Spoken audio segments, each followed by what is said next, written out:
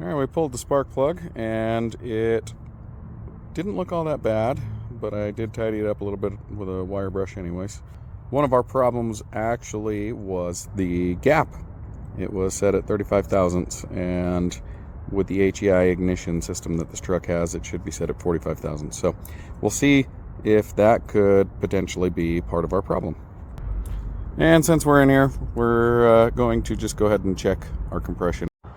Couldn't get a good recording of cranking it over, but I think I found our misfire problem. Due to lack of time and the fact that this was supposed to be a quick diagnostics, we're actually not going to do a full compression test of the whole motor today. So let's see if that made any difference cleaning the spark plug and playing with it a little bit there. She does sound a little smoother, but let's see if anything changed. Wow, that's a good sign.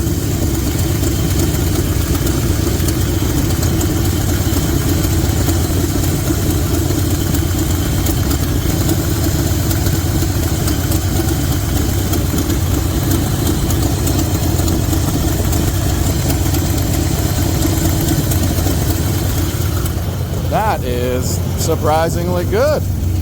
Check the other side.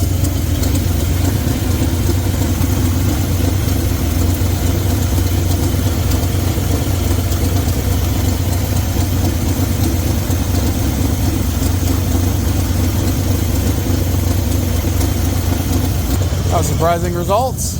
Just that gap made a bit of a difference.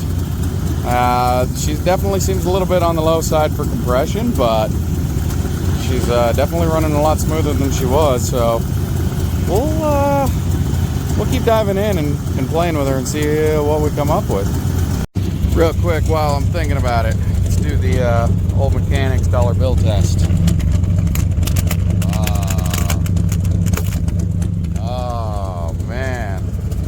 Yeah, we got some hanging valve issues, don't we? All right, maybe that's our compression problem.